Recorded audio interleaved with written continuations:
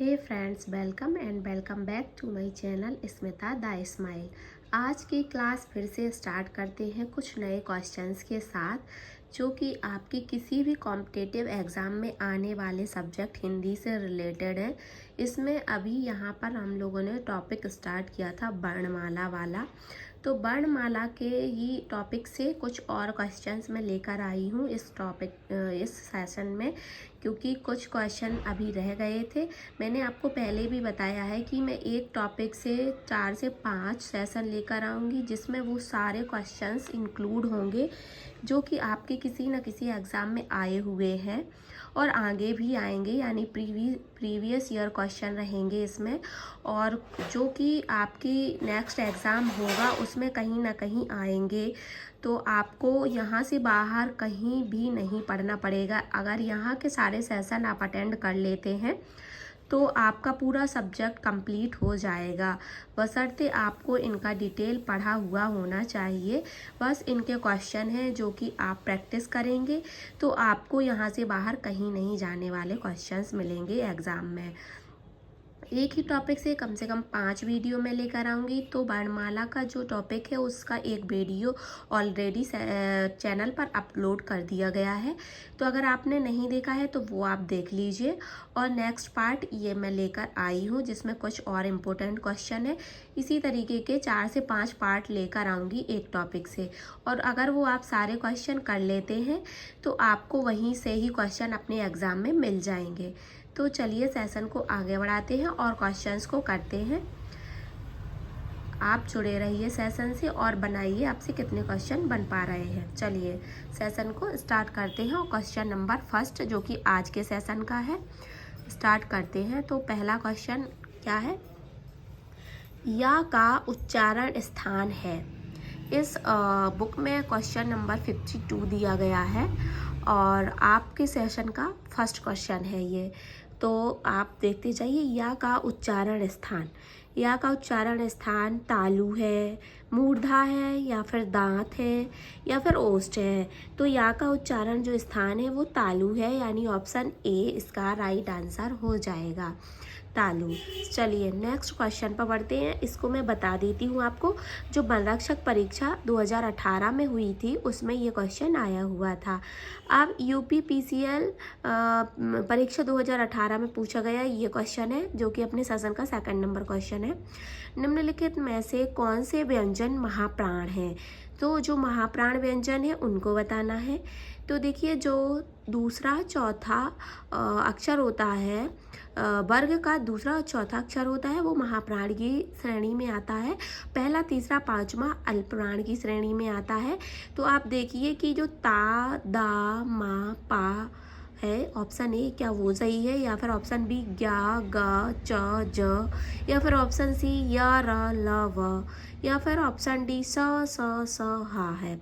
तो देखिए यहाँ पे मैंने बात की थी आपको वर्ग की, यानी कि जो पांचों वर्ग हैं उनकी, पर यहाँ पे अंतस्थ व्यंजन, ऊष्म व्यंजन भी दिए गए हैं। तो जो अंतस्थ व्यंजन है वो अल्प प्राण की श्रेणी में आते हैं, और जो ऊष्म या संघर्षी व्यंजन है वो महाप्राण की श्रेणी में आते हैं। तो जो सा हा है ये महाप्राण में आएगा, क्योंकि ये ऊष्म और संघर्षी व्यंजन है। तो जो इस क्वेश्चन का आंसर होगा वो ऑप्शन नंबर डी हो जाएगा, राइट आंसर। तो ऑप्शन नंबर डी स हा इसका राइट आंसर हो जाएगा। चलिए नेक्स्ट क्वेश्चन पर बढ़ते हैं। ये जो नेक्स्ट क्वेश्चन है वो है स्पर्श, दंत, अघोष और महाप्राण वर्ण कौन सा है? कौन सा वर्ण है जिसमें ये चारों गुण है? स्पर्श भी है, यानी स्पर्श व्यंजन भी है, दंत्य भी है, अघोष भी है और महाप्राण वर्ग भी है। तो देखिए, जैसे कि मैं पहले भी आपको बता चुकी हूँ कि महाप्राण में दूसरा और चौथा अक्षर आता है। तो ये चारों अक्षर महाप्राण में आ जाएंगे। और पर दंत वाला है, तो दंत वाला जो ता की लाइन है, ता वर्ग है, वो दंत के अंतर्गत आता है। तो यहाँ पे जो ता वर्ग का है वो एक ही अक्षर है, वो भी ऑप्शन बी था। तो इसका राइट आंसर बी हो जाएगा। जो था है वो दंत उच्चारण स्थान से बोला जाता है। ये स्पर्श व्यंजन भी है, अघोष भी है और महाप्राण भी है। तो ऑप्शन बी जो है इसका राइट आंसर हो जाएगा। चलिए नेक्स्ट क्वेश्चन पर बढ़ते हैं। नेक्स्ट क्वेश्चन है केवल मुंह से बोले जाने वाले सस्वर वर्णों को क्या कहते हैं। तो जो केवल मुंह से बोले जाने वाले सस्वर वर्ण हैं उनको क्या कहते हैं। तो विसर्ग कहते हैं, अनुस्वार कहते हैं, अनुनासिक कहते हैं या निरनुनासिक कहते हैं। तो जो इसका राइट आंसर है ऑप्शन डी है। जो मुंह से केवल बोले जाते हैं उन्हें निरनुनासिक कहते हैं, यानी नासिका का यूज़ उसमें नहीं किया जाता है। तो ऑप्शन डी इसका राइट आंसर हो जाएगा। चलिए नेक्स्ट क्वेश्चन पे बढ़ते हैं। निम्नलिखित में से व्यंजन तालव्य व्यंजन कहलाते हैं। कौन से व्यंजन, जो 4 ऑप्शन दिए गए हैं इनमें से कौन से व्यंजन है जो तालव्य व्यंजन कहलाएंगे। तो आपको बताना है कि तालव्य व्यंजन कौन से वर्ण कहलाएंगे। तो ऑप्शन जो ए है उसमें ता था दा धा दिया गया, ऑप्शन बी चा चा चा जा, और ऑप्शन सी पा फा वा भा, और ऑप्शन डी का खा गा घा। तो आपको बताना है जो तालव्य हैं जो तालु से बोले जाते हैं वो चा वर्ग है। तो इसमें ऑप्शन बी इसका राइट आंसर हो जाएगा, चा छ ज झ। ये तालव्य व्यंजन हो जाएंगे। यूपी PCL परीक्षा 2018 में पूछा गया प्रश्न है। चलिए नेक्स्ट क्वेश्चन पे बढ़ते हैं। नेक्स्ट क्वेश्चन है किस उच्चारण में कंठ और नासिका स्थान में मदद ली जाती है। जो कौन सा वर्ण है जिसके उच्चारण में कंठ और नासिका की मदद ली जाती है।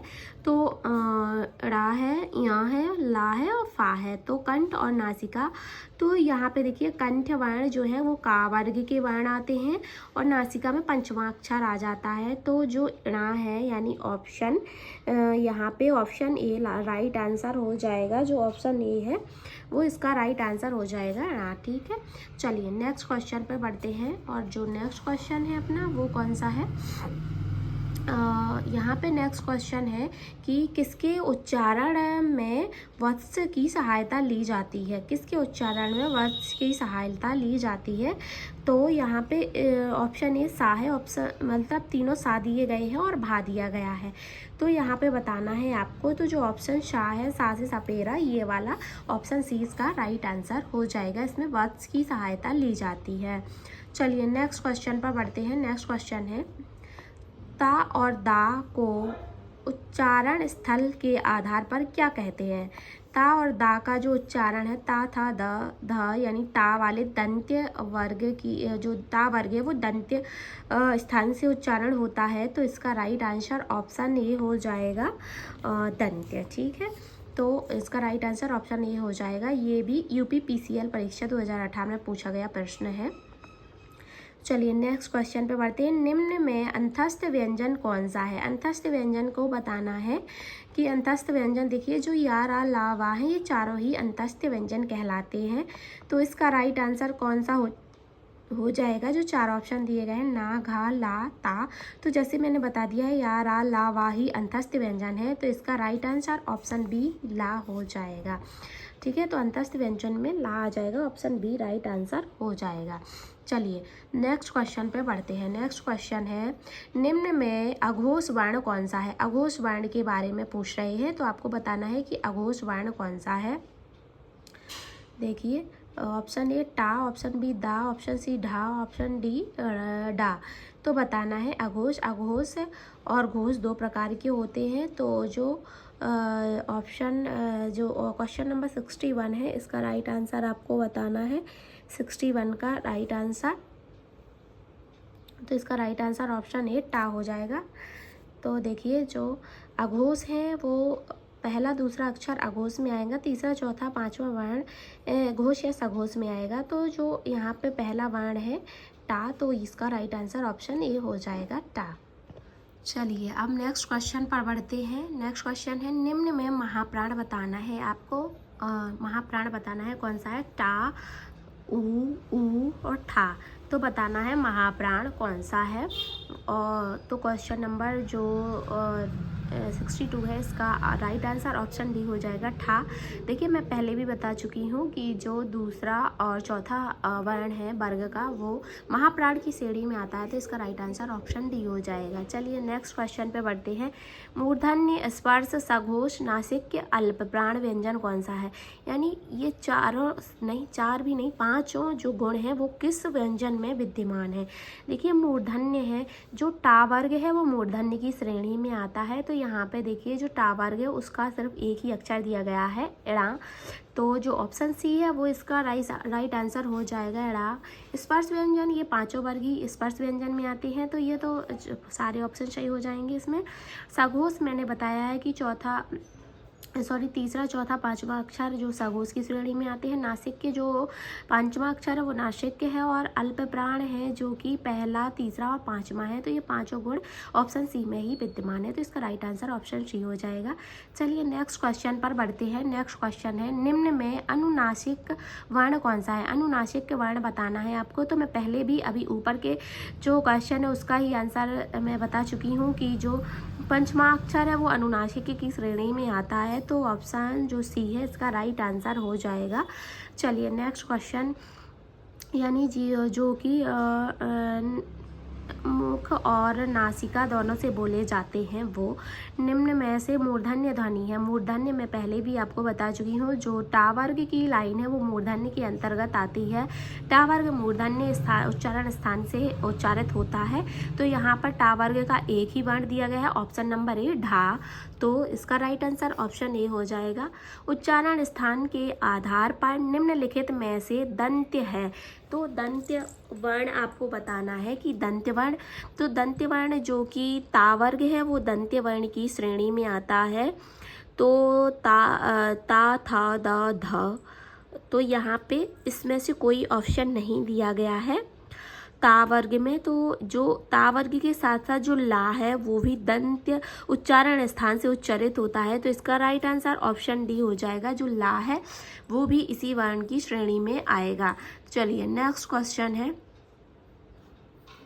कि निम्न में से दीर्घ स्वर कौन सा है? दीर्घ स्वर बताना है, तो आ, उ, बड़ा ई, तो जो दीर्घ स्वर है यानी बड़ा स्वर, तो बड़ा आ ही इसका राइट आंसर ऑप्शन सी हो जाएगा, जो दीर्घ स्वर की श्रेणी में आएगा, तो इसका राइट आंसर ऑप्शन सी हो जाएगा। चलिए नेक्स्ट क्वेश्चन पर बढ़ते हैं। चलिए जो नेक्स्ट क्वेश्चन है वो है कि हा का उच्चारण स्थान आपको बताना है। हा किस उच्चारण स्थान से उच्चारित होता है? कंठ से, ओष्ठ से, तालु से या दंत से? यूपीपीसीएल परीक्षा में पूछा गया प्रश्न है, तो इसका राइट आंसर जो है ऑप्शन नंबर ए है। हा वर्ग जो कि हा वर्ग नहीं, हा है वो कंठ से उच्चारित होता है, तो इसका राइट आंसर ऑप्शन ए हो जाएगा। ऑप्शन ए इसका राइट आंसर हो जाएगा। चलिए नेक्स्ट क्वेश्चन पर बढ़ते हैं। अंतस्थ व्यंजन कौन से वर्ग में है? अंतस्थ व्यंजन मैं पहले भी आपको बता चुकी हूँ, जो या, रा, ला, वा है वो अंतस्थ व्यंजन की श्रेणी में आते हैं, तो इसका राइट आंसर ऑप्शन बी हो जाएगा। या, रा, ला, वा, तो इसमें रा नहीं दिया गया है, या, ला और वा दिए गए हैं, तो जो ऑप्शन बी है वो इसका राइट आंसर हो जाएगा। या, रा, ला, वा ये अंतस्थ व्यंजन की श्रेणी में आते हैं। चलिए नेक्स्ट क्वेश्चन पढ़ते हैं।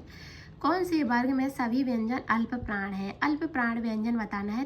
पहला, तीसरा, पांचवा अल्प प्राण की श्रेणी में आते हैं, तो जो का है वो भी पहला है, चा भी पहला है और ता भी पहला है, तो यहाँ पे जो ऑप्शन नंबर बी है वो राइट आंसर हो जाएगा। का, चा और ता ये अल्प प्राण की श्रेणी में आएंगे, ऑप्शन बी इसका राइट आंसर हो जाएगा। चलिए नेक्स्ट क्वेश्चन पे बढ़ते हैं। ओष्ठों की आकृति के आधार पर निम्नलिखित में से कौन सा आवृत्तिमुखी स्वर है? तो ओष्ठ की आवृत्ति के आधार पर भी कुछ वर्णों को वर्गीकृत किया गया है, जैसे कि व्रतमुखी, आवृत्तिमुखी। तो आवृत्तिमुखी वर्ण बताना है कि कौन सा है। ओ, उ, ई, तो देखिए ओ, उ में व्रत बनता है, ओठों की व्रत नुमा आकृति बनती है, पर जो ई है इसमें ओठों की व्रत नुमा आकृति नहीं बनती है, तो इसका राइट आंसर ऑप्शन डी हो जाएगा, जो कि ई है वो इस श्रेणी में नहीं आएगा। चलिए नेक्स्ट क्वेश्चन पढ़ते हैं जीवा के आधार पर स्वर कितने प्रकार के होते हैं। जीवा के आधार पर बताना है कि स्वर कितने प्रकार के होते हैं, 6, 3, 4 या फिर 2। तो जो ऑप्शन नंबर बी है वो इसका राइट आंसर हो जाएगा। 3 प्रकार के होते हैं जीवा के आधार पर स्वर, तो इसका राइट आंसर ऑप्शन बी हो जाएगा। चलिए नेक्स्ट क्वेश्चन पर बढ़ते हैं। हिंदी में ध्वनियाँ कितने प्रकार की होती हैं। तो हिंदी में ध्वनियों के प्रकार बताना है आपको कि कितनी प्रकार की ध्वनियाँ होती हैं, 4, 6, 8 या 2। तो जो ध्वनियाँ हैं वो 2 प्रकार की होती हैं, स्वर और व्यंजन ध्वनियाँ। तो इसका राइट आंसर ऑप्शन डी हो जाएगा, 2 प्रकार की। मात्राओं के आधार पर नेक्स्ट क्वेश्चन पढ़ रहे हैं। मात्रा के आधार पर स्वर कितने प्रकार के होते हैं। मात्रा के आधार पर बताना है कि स्वर कितने प्रकार के होते हैं, 3, 5, 4 या फिर 2। तो आपको बताना है, इसका राइट आंसर ऑप्शन ए हो जाएगा, 3 प्रकार के, लघु, दीर्घ और प्लुत स्वर। इस प्रकार से 3 प्रकार के होते हैं मात्राओं के आधार पर स्वर। तो इसका राइट आंसर ऑप्शन ए हो जाएगा। चलिए नेक्स्ट क्वेश्चन पे बढ़ते हैं। एक से अधिक वर्णों के मेल को क्या कहते हैं। एक से अधिक वर्णों के मेल को व्यंजन, स्वर, अनुस्वार या अक्षर कहते हैं। तो बताना है कि एक से अधिक जो वर्णों का मेल होता है उनको व्यंजन कहा जाता है। तो इसका राइट आंसर ऑप्शन ए हो जाएगा, व्यंजन।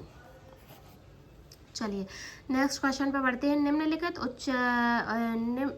जिनका उच्चारण स्वतंत्रता से होता है और जो व्यंजन के उच्चारण में सहायक होते हैं उसे क्या कहते हैं। देखिए, जो स्वतंत्र रूप से उच्चारित होते हैं उनको स्वर कहा जाता है और स्वर की सहायता से ही व्यंजन वर्णों का उच्चारण किया जाता है। तो इसका राइट आंसर ऑप्शन ए हो जाएगा, स्वर। ठीक है, आई होप आपको सारे क्वेश्चन क्लियर हो रहे होंगे। मैं ये रैपिड फायर टाइप का सीरीज़ है, क्योंकि आप इनको डिटेल से पढ़ चुके हैं, सिर्फ आपको क्वेश्चन की प्रैक्टिस करनी है। तो मैं इसको आपको फास्ट वे में बता रही हूँ। अगर आपको ज़्यादा फास्ट लग रहा है तो वीडियो को थोड़ा सा आप स्लो कर सकते हैं, और अगर आपको इसी तरीके से चाहिए है तो आप बता दीजिएगा। अगर फिर भी आपको कोई प्रॉब्लम जा रही है तो आप कमेंट करके बताइएगा, तो मैं थोड़ी सा उसमें सुधार करने की कोशिश करूँगी। ये थोड़ी सी रैपिड फायर सीरीज़ मैं इसलिए ला रही हूँ क्योंकि आप इनकी डिटेल में प्रैक्टिस कर चुके हैं, सिर्फ आपको इनके क्वेश्चंस लगाने हैं। तो मैं टाइम वेस्ट ना करते हुए सीधा सीधा क्वेश्चन और आंसर आपको बता रही हूँ। चलिए नेक्स्ट क्वेश्चन पर बढ़ते हैं। ई, च, छ, ज, झ, य आदि का उच्चारण किससे होता है। तो ओष्ठ से, तालव्य से, कंठ से और मूर्धन्य से।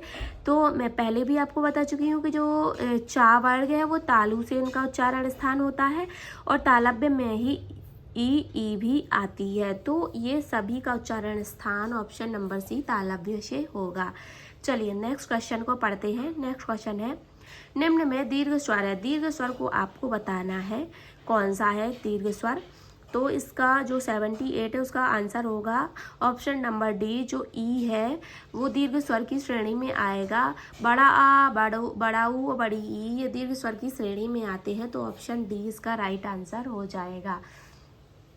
ठीक है फ्रेंड्स, तो आपको इसी तरीके के और भी क्वेश्चन मैं आप अभी करवा रही हूँ, तो आप बने रहिए सेशन में, और इसी तरीके के क्वेश्चंस को और भी आप देखते रहिएगा। चलिए नेक्स्ट क्वेश्चन है कि ये देखिए, इसमें नोट भी दिया गया है। ये बहुत ही अच्छी बुक है, बीडीओ परीक्षा 2018 में दिया गया ये क्वेश्चन है कि जो ए आई को दीर्घ स्वर इसलिए नहीं माना जाएगा क्योंकि ए और आई संयुक्त स्वरों की श्रेणी में आते हैं।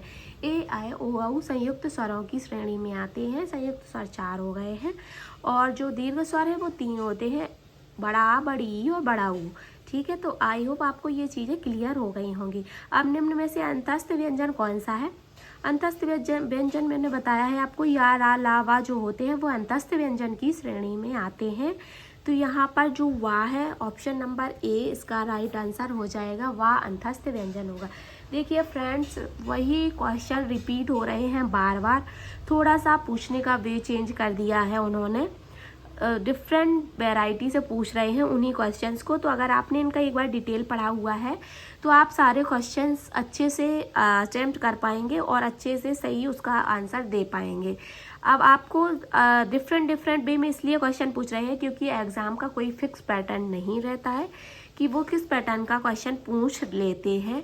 तो आपको एक ही जैसे अंतस्थ व्यंजन जो फिक्स ही हैं कि 4 हैं, आपको पता है उन्हीं को कितने कितने तरीके से पूछ रहा है, ताकि आपको किसी भी वैरायटी से क्वेश्चन आ जाए छूटने ना पाए, आप सभी को क्लियर कर पाएँ।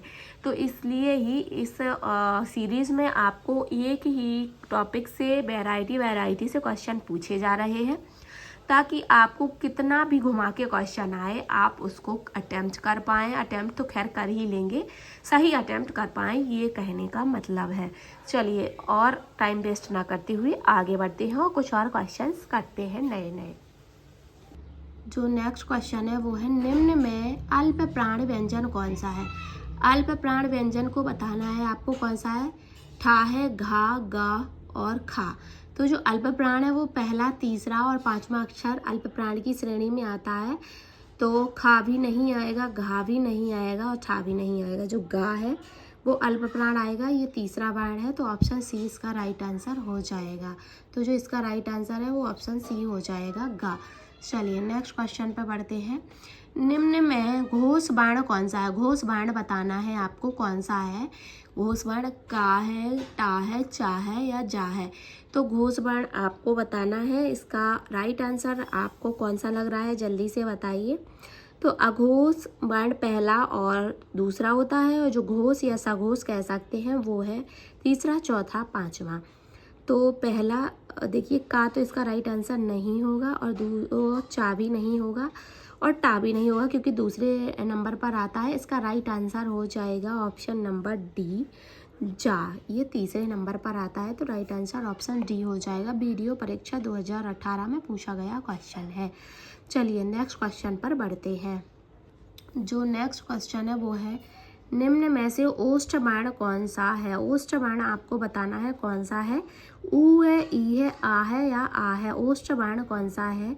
तो देखिए जिसका ओठों से उच्चारण किया जाता है उसको बताना है ओष्ठ वर्ण कौन सा है।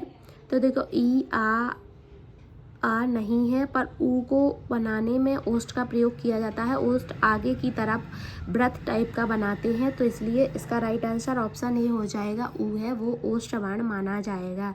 चलिए नेक्स्ट क्वेश्चन पर बढ़ते हैं। वर्ण तालिका के अनुसार ह्रस्व, दीर्घ और प्लुत क्या है? तो जो देखिए मैंने बताया कि जो स्वर हैं वो ह्रस्व, प्लुत और दीर्घ 3 वैरायटी के होते हैं, तो इसका राइट आंसर ऑप्शन सी हो जाएगा, स्वर।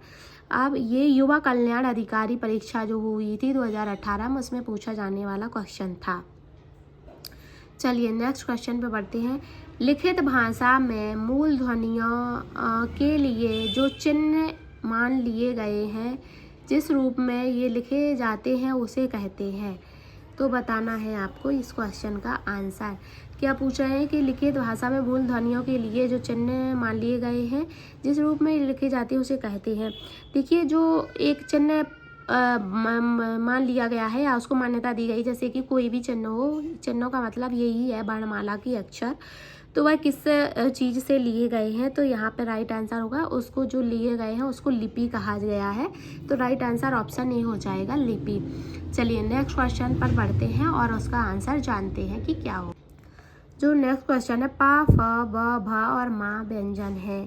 तो देखिए पा, फ, ब, भ, मा, ये व्यंजन क्या तालव्य है? नहीं, तालव्य वाला चा वर्ग है, कंठ वाला का वर्ग है और दंत वाला ता वर्ग है। तो जो ओष्ठ वर्ग है वो जो ओष्ठ है वो पा वर्ग के व्यंजनों के लिए उच्चारण स्थान है, तो इसका राइट आंसर ऑप्शन सी हो जाएगा। चलिए नेक्स्ट क्वेश्चन पे बढ़ते हैं। 2 व्यंजन जब एक साथ मिलते हैं तो क्या कहलाता है? जब 2 व्यंजन एक साथ मिल जाते हैं तो उनको क्या कहते हैं? तो देखिए एक साथ मिलना यानी संयुक्त होना कहलाता है, तो इसका राइट आंसर हो जाएगा संयुक्त व्यंजन, ऑप्शन डी। ये भी युवा कल्याण अधिकारी परीक्षा 2018 में पूछा गया प्रश्न है। जब 2 व्यंजन एक साथ मिल जाते हैं तो उनको संयुक्त व्यंजन कहते हैं, और जब 2 स्वर एक साथ मिल जाते हैं तो उनको संयुक्त स्वर कहते हैं, तो इसका राइट आंसर ऑप्शन डी हो जाएगा। चलिए जो नेक्स्ट क्वेश्चन है वो है, निम्न में अघोष वर्ण कौन सा है? अघोष वर्ण बताना है। अघोष या घोष अघोष यानी कि पहला और दूसरा अक्षर, तो बा, पा, गा या फिर घा, कौन सा अघोष वर्ण है आपको बताना है। तो देखिए जो बा है वो दूसरे नंबर पर आता है, पा जो है सॉरी बा तो तीसरे पर आता है, पा पहले पर आता है और गा तीसरे पर आता है, घा चौथे पर आता है। तो तीसरा, चौथा, पांचवा कोई अक्षर जो तीनों हैं वो घोष की श्रेणी में आते हैं। तो यहाँ पे जो बा है वो भी नहीं आएगा, गा भी नहीं आएगा और घा भी नहीं आएगा। पा है जो इसका राइट आंसर हो जाएगा। घोष में पहला और दूसरा आते हैं, तो पा वर्ण जो है वो इसकी श्रेणी में आएगा। अब शायद आपको वो आंसर दिखा होगा, क्वेश्चन दिखा होगा।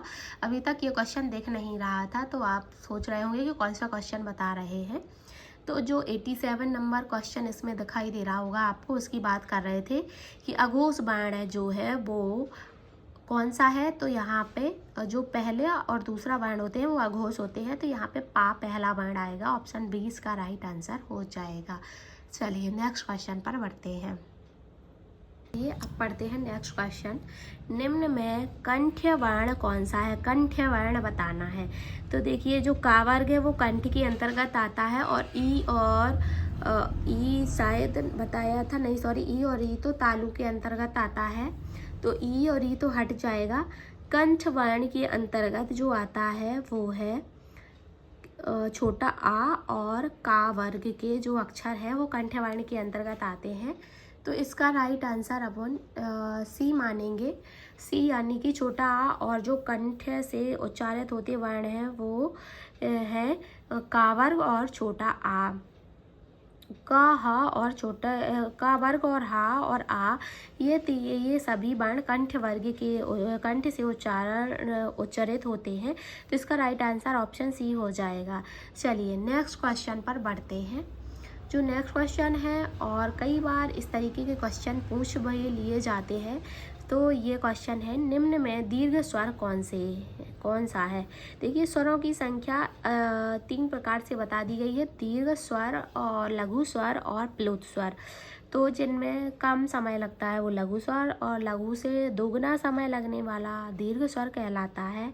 तो देखिए छोटा आ है जो लघु स्वर के अंतर्गत आएगा, और जो बड़ा आ है वो दीर्घ स्वर के अंतर्गत आएगा। यानी कि दीर्घ स्वर में बड़ा आ, बड़ी ई और बड़ा ऊ आएंगे। ए, आए और ओ जो ऑप्शन में दिए गए हैं वो संयुक्त स्वर के अंतर्गत आते हैं। तो इसका राइट आंसर ऑप्शन सी हो जाएगा, आ, जो कि दीर्घ स्वर की श्रेणी में आता है। ये क्वेश्चन युवा कल्याण अधिकारी परीक्षा 2018 में पूछा जाने वाला क्वेश्चन था। ये सारे क्वेश्चन ही प्रीवियस ईयर में पूछे गए क्वेश्चन हैं। तो यहाँ पर सिर्फ प्रैक्टिस के लिए ही आपको ये सीरीज दी जा रही है। आप प्रैक्टिस करिए डिटेल में पढ़ने के बाद, तो आपसे क्वेश्चन बन जाएंगे और इतने अच्छे तरीके से बन जाएंगे कि आप इन्हें कभी भी नहीं भूल पाएंगे। चलिए नेक्स्ट क्वेश्चन पर पढ़ते हैं। निम्न में महाप्राण व्यंजन कौन सा है? महाप्राण बताना है। कई बार मैं आपको बता चुकी हूँ कि जो पहला, तीसरा और पांचवा अक्षर है वो अल्प प्राण की श्रेणी में आता है, और जो दूसरा और चौथा है वर्ग का वो महाप्राण की श्रेणी में आता है। तो देखिए जो ता है वो पहला अक्षर है ता वर्ग का, तो ये कट जाएगा। माँ पांचवा अक्षर है तो वो भी कट जाएगा। ता के बाद था, फिर दा तीसरा है तो वो भी कट जाएगा। यानी कि भा है वो चौथा है, पा वर्ग का चौथा अक्षर है जो कि महाप्राण की श्रेणी में आएगा। तो इसका राइट आंसर ऑप्शन ए हो जाएगा, भा। जो भा है वो इसका राइट आंसर हो जाएगा। ये युवा कल्याण अधिकारी परीक्षा 2018 में पूछा जाने वाला प्रश्न था। चलिए नेक्स्ट क्वेश्चन पर बढ़ते हैं। नेक्स्ट क्वेश्चन है, निम्न में अंतस्थ व्यंजन कौन सा है? अंतस्थ व्यंजन जो कि है 4 है, वो है या, रा, ला, वा। ये चारों व्यंजन ही अंतस्थ व्यंजन की श्रेणी में आते हैं। तो यहाँ पर या दिया गया है, ला, रा, वा ये तीनों नहीं दिए गए हैं। तो राइट आंसर ऑप्शन सी या हो जाएगा। ये भी युवा कल्याण विभाग परीक्षा हुई थी जो 2018 में, उसमें पूछा गया प्रश्न था। सघोष वर्ण कौन सा है ये बताना है अब आपको कि सघोष वर्ण कौन सा है। अभी ऊपर मैं बता चुकी हूँ कि जो पहला दूसरा होता है वो अघोष होते हैं, तीसरा चौथा पांचवा इनको सघोष या घोष की श्रेणी में रखा जाता है। तो यहाँ पर सघोष वर्ण बताना है। तो यहाँ पे देखिए बा तो क्या बोलते हैं दूसरा अक्षर है, तो ये नहीं आएगा। था भी दूसरा अक्षर है यहाँ पे। और पा पहला अक्षर है, पा पहला है। और बा, सॉरी बा मैं यहाँ पे गलत बोल गई थी। जो बा है वो तीसरा अक्षर है, तो बा ही इसका राइट आंसर हो जाएगा, क्योंकि ये तीसरा अक्षर है। पहले दूसरे अघोष होते हैं, बाकी तीसरे चौथे पाँचवें सघोष होते हैं, तो इसका राइट आंसर बा हो जाएगा, यानी कि तीसरा अक्षर।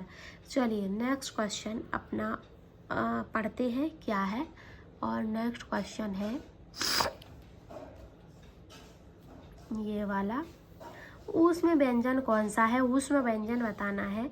ऊष्म या संघर्षी व्यंजन के अंतर्गत सा, सा, सा और हा आते हैं, यानी तीनों प्रकार के जो सा होते हैं वो और हा इस श्रेणी में आते हैं। तो आपको बताना है कि जो ऊष्म व्यंजन है वह कौन सा व्यंजन है। ऊष्म व्यंजन कौन सा है इसमें? तो सा, सा, सा और हा में जो हा है वो बस इसमें दिया गया है और तीनों सा नहीं दिए गए हैं, तो राइट आंसर ऑप्शन डी हो जाएगा, हा। हा ऊष्म व्यंजन है। लोअर परीक्षा जो लोअर सेकंड ग्रेड की परीक्षा है उसमें ये प्रश्न पूछा गया था। तो ये रहे कुछ आज के सेशन के इम्पोर्टेंट क्वेश्चन जो कि वर्णमाला सीरीज से हैं। ये सीरीज नंबर 2 थी, फर्स्ट ऑलरेडी अपलोड हो चुकी है, तो आप उसको देख लीजिएगा और फिर 2 नंबर की सीरीज को आप देखिएगा।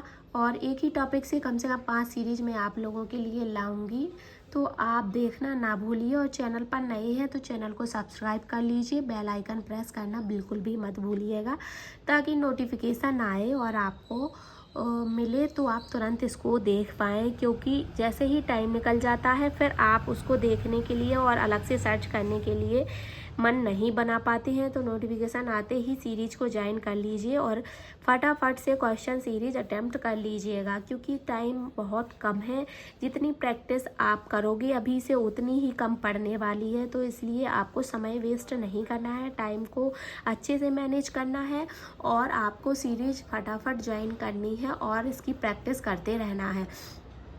मैं इतने सारे एक ही टॉपिक से क्वेश्चन लाऊंगी कि आपको दोबारा रिवीजन की ज़रूरत नहीं पड़ेगी।